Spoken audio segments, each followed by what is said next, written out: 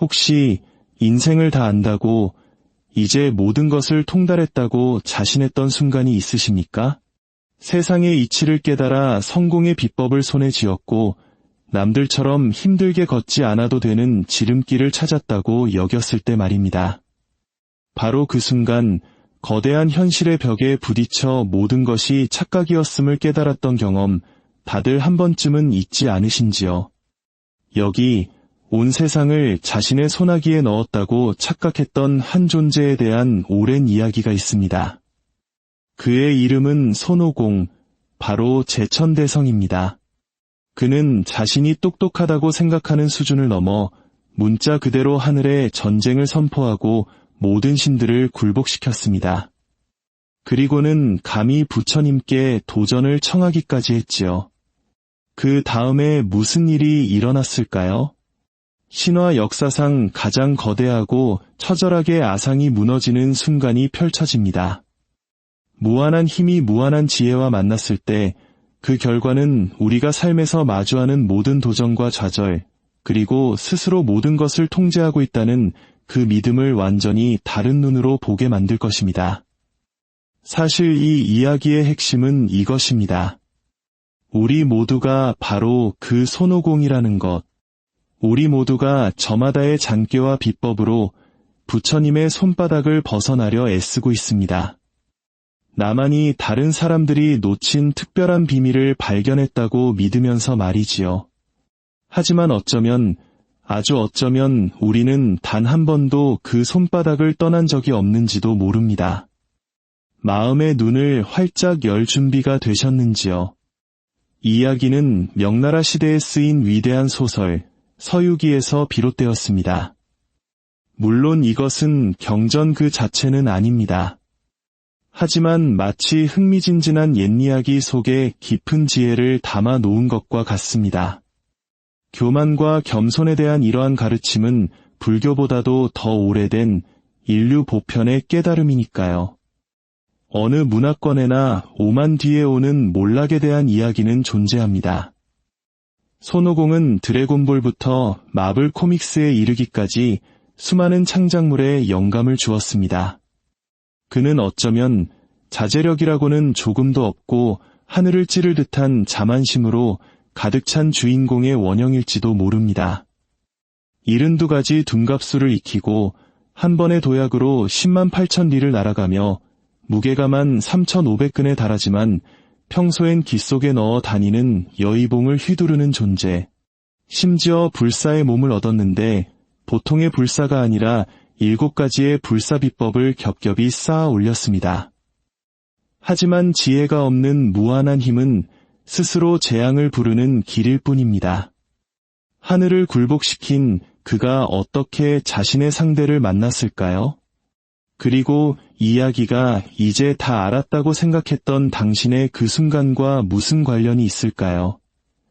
곧 알게 될 것입니다. 그리고 한번 그 이치를 깨닫고 나면 다시는 자신의 한계를 예전과 같은 방식으로 보지 못할 겁니다. 대체 이 손오공은 누구이며 어떻게 평범한 원숭이에서 신들조차 두려움에 떨게 만드는 존재가 되었을까요? 손오공은 본래 화과산의 평범한 원숭이였습니다. 하지만 그는 세상의 모든 야심가들이 부러워할 만한 큰 뜻을 품고 있었습니다. 그는 자신의 단조로운 삶을 보며 이것만으로는 부족하다. 나는 영원한 생명을 원한다고 생각했습니다. 그래서 도인 스승을 찾아가 둔갑술과 마법, 그리고 불로장생의 비법을 배웁니다. 하지만 한 가지 불사의 능력으로는 그의 아상을 채울 수 없었습니다. 그는 마치 유행하는 물건을 모으듯 온갖 종류의 영생 비법을 수집했습니다. 수행을 통한 불사, 신선 복숭아를 먹고 얻은 불사, 신의 술을 마시고 얻은 불사, 나중에는 염라대왕의 생사부에서 자기 이름을 지워버리기까지 했으니 죽음조차 그를 포기한 셈이지요. 그러다 그의 손에만 3,500근이나 나가지만 그의 생각에 따라 자유자재로 변하는 전설의 여의봉이 들어옵니다. 하늘을 떠받치는 기둥이 될 수도, 귀 뒤에 숨길 수 있는 작은 바늘이 될 수도 있었죠. 바로 그 순간 무한한 힘이 지혜 없는 자만심과 만났습니다. 손오공은 천상계로 쳐들어가 존중을 요구했고 가장 낮은 직책을 받자 모욕감에 분노하여 천계 전체에 전쟁을 선포합니다. 원숭이 한 마리가 10만 천군과 맞서 싸웠고 그는 이겼습니다. 천상의 가장 강력한 군대를 비웃으며 해체시키는 그의 모습, 혹시 익숙하지 않으십니까? 이것은 바로 길을 잘못 든 모든 성공 신화의 모습입니다. 재능에 기회가 더해졌지만 지혜가 빠지면 그 결과는 혼돈일 뿐입니다. 그리고 손오공은 곧 우주의 법칙, 즉 인과의 법칙은 자신의 계산법과는 전혀 다르게 움직인다는 것을 배우게 될 터였습니다. 그가 하늘을 부쉈으니 이제 하늘이 그에게 되돌려줄 차례였습니다. 이 장면을 그려보십시오. 온 우주의 통치자인 옥황상제가 옥좌에 앉아 있습니다. 아마도 천상의 간식을 잔뜩 먹으며 스트레스를 풀고 있겠지요. 자신의 군대를 주말 동호회처럼 보이게 만든 이 엄청나게 강한 원숭이 한 마리를 어떻게 처리해야 할지 고심하면서 말입니다. 이것은 단순히 창피한 일이 아니라 우주적 위기입니다. 원숭이 하나가 제멋대로 천상에 들어와 모든 신들을 때려눕히고 스스로를 하늘과 동등한 위대한 성인, 즉 제천대성이라 칭한다면 신들의 권위는 어디에서 찾을 수 있겠습니까? 그들은 온갖 방법을 다 써봤습니다. 더 많은 군대를 보냈지만 손오공은 자신을 복제하여 농담을 던져가며 대군을 상대했습니다. 신비한 무기들을 사용했지만 손오공은 그저 웃으며 여의봉으로 가볍게 막아냈습니다. 협상도 시도했지요. 좋다, 더 높은 직위를 주겠다. 하지만 아상과 교만은 결코 만족을 모르는 법입니다. 하나를 주면 열을 달라고 하는 것이지요. 바로 그때 옥황상제는 무서운 사실 하나를 깨닫습니다. 이것은 더 큰 힘으로 해결할 수 있는 문제가 아니라는 것을요. 상대가 가질 수 있는 모든 이점을 다 가지고 문자 그대로 죽일 수 없는 존재가 되었을 때 기존의 힘은 무용지물이 됩니다. 그래서 옥황상제는 어떤 최고 통치자도 하고 싶지 않은 일을 합니다. 자신의 힘으로는 어찌할 도리가 없음을 인정하는 것이지요. 그는 모든 것을 바꿀단 한 번의 연락을 취합니다. 바로 부처님을 부른 것입니다. 더 큰 힘이나 더 강한 무기를 위해서가 아니었습니다. 바로 지혜를 구하기 위함이었지요. 때로는 가장 큰 문제일수록 전혀 다른 접근법이 필요하기 때문입니다. 그리고 부처님께서는 아마 천상의 모든 신들을 깜짝 놀라게 할 만한 말씀을 하십니다. 그를 내게로 보내시오. 원숭이 한 마리가 하늘을 속였다고 생각했지만 무한한 아상이 무한한 지혜를 만나면 어떻게 될까요? 손오공은 의기양양하게 부처님 앞에 나타납니다. 또 한 번의 싸움, 자신의 엄청난 힘을 과시할 또 한 번의 기회를 기대했겠지요. 그러나 부처님께서는 그저 마치 버스를 기다리는 사람처럼 조용하고 평온하게 앉아 계실 뿐이었습니다. 손오공이 천둥과 폭풍을 몰고 왔다면 부처님께서는 침묵을 가져오셨습니다. 그리고 침묵이야말로 세상 그 무엇으로도 이길 수 없는 힘입니다. 이것이 손오공을 미치게 만듭니다. 그의 전략은 압도적인 힘으로 상대를 위협하는 것인데 우주를 뒤흔드는 자신의 난동을 보고도 그저 미소만 짓는 상대를 위협할 수는 없는 노릇이니까요. 하지만 부처님께서는 손오공을 굴복시키려는 것이 아니었습니다. 그에게 가르침을 주고자 하셨지요. 그리고 누군가를 힘으로 억눌러서는 진정한 가르침을 줄 수 없습니다. 스스로 진리를 발견하도록 길을 열어주어야 합니다. 그래서 부처님께서는 역사상 가장 무심한 듯한 내기를 제안하십니다. 듣자 하니 그대의 신통력이 대단하다던데 내 손바닥을 벗어날 수 있겠는가? 손오공에게 이 말은 터무니없이 들렸습니다. 한 번의 근두운으로 10만 8천 리를 날고 우주의 끝까지 갔다가 돌아온 자신에게 고작 손바닥에서 벗어날 수 있냐고 묻다니요. 손오공은 그야말로 폭소를 터뜨립니다. 진심이십니까? 저는 하늘을 떠받치는 기둥 너머까지도 날아갈 수 있습니다. 당신 손바닥쯤이야 준비 운동도 안 됩니다. 부처님께서 오른손을 펼치십니다. 그 손은 특별히 크지도 신비한 빛을 내뿜지도 전혀 위협적으로 보이지도 않았습니다. 그저 평범한 손이었습니다. 어디 한번 해보거라 부처님께서 말씀하셨습니다. 손오공은 단지 자신의 힘을 과시하는 것이 아닙니다. 그는 자신이 중요한 존재임을, 자신의 가치를 증명하고 싶어 안달이 나 있습니다.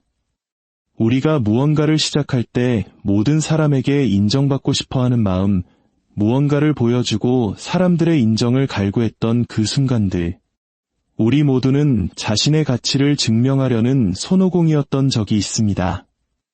손오공은 부처님의 손바닥 위로 뛰어올라 주위를 한번 둘러보고는 생각합니다. 내 생에 가장 쉬운 승리가 되겠구나. 그는 아주 크게 착각하고 있었습니다. 그는 모든 것의 끝에 도달했다고 생각했지만 어떤 끝은 또 다른 시작일 뿐입니다. 손오공은 하늘로 솟구쳐 날기 시작합니다. 그냥 나는 것이 아니라 우주 로켓과 같은 속도로 날아갑니다. 너무나 빨라서 별들이 마치 고속도로의 가로등처럼 흐릿하게 스쳐 지나갑니다. 몇 시간, 며칠, 어쩌면 몇 년처럼 느껴지는 시간 동안 계속 날아갑니다. 그 시간 내내 그는 생각합니다. 너무 쉽잖아. 부처님이 내 인내심을 시험하는 게 틀림없어.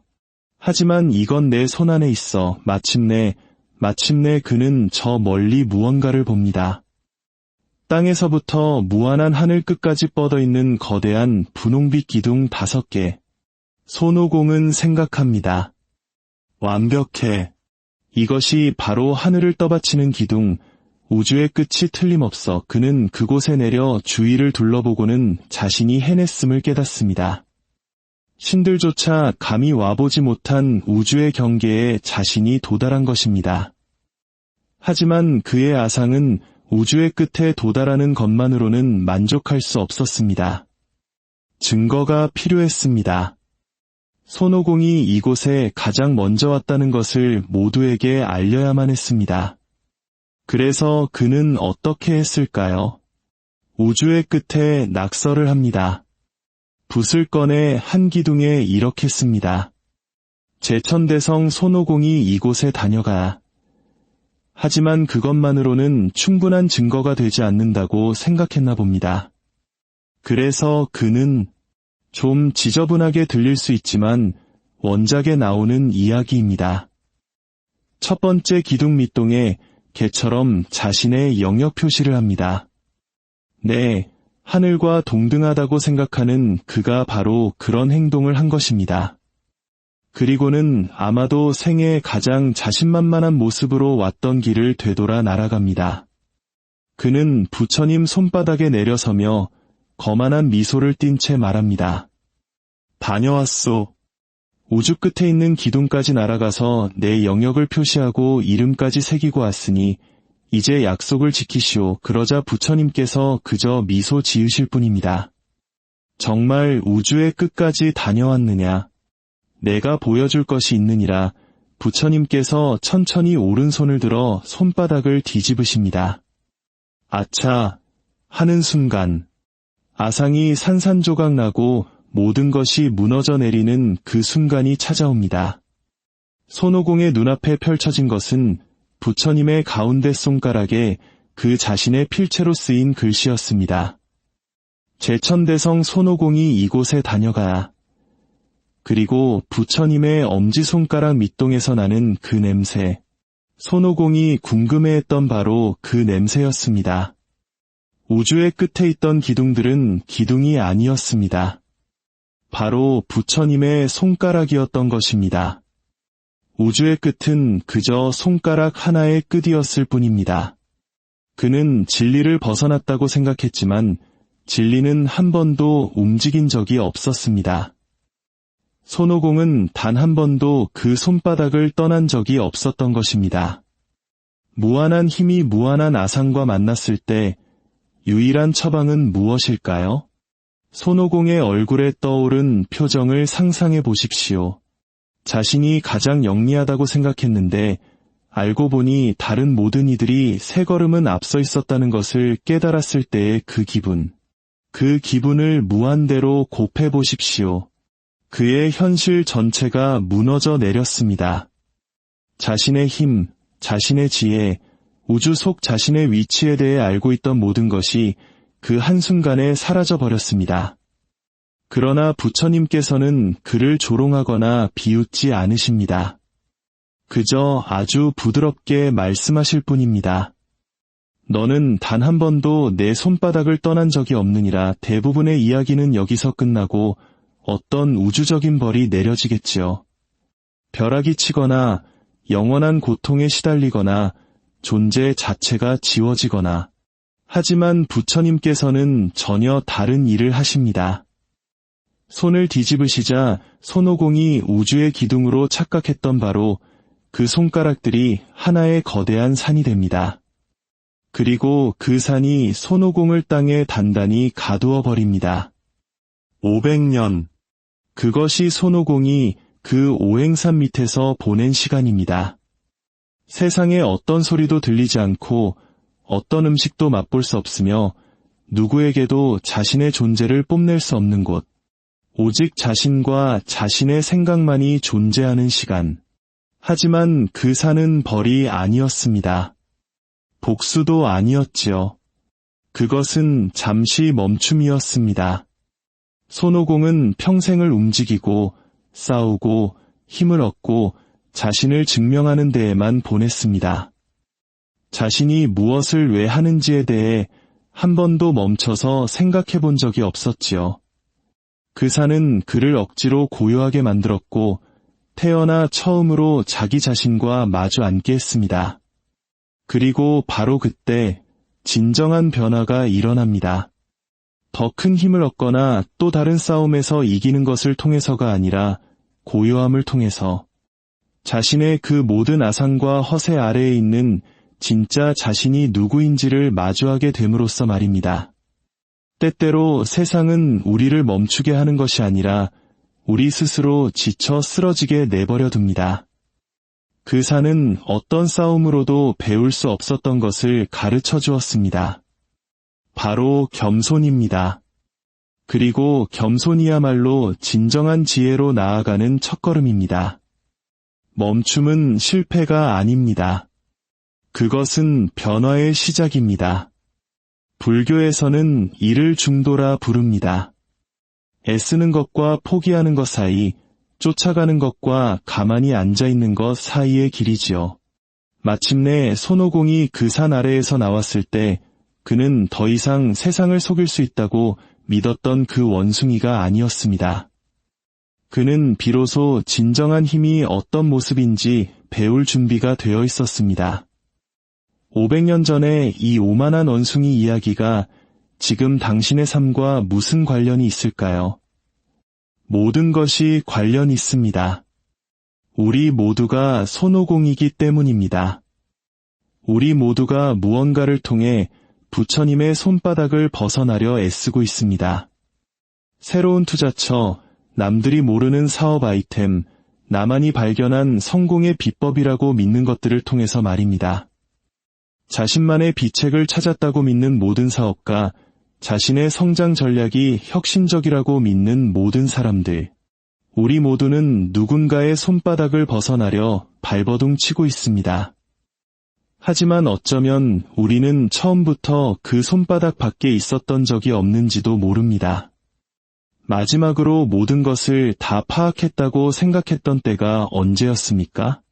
모든 것을 바꿀 완벽한 전략, 실패 없는 계획, 지름길을 찾았다고 믿었던 그 순간 말입니다.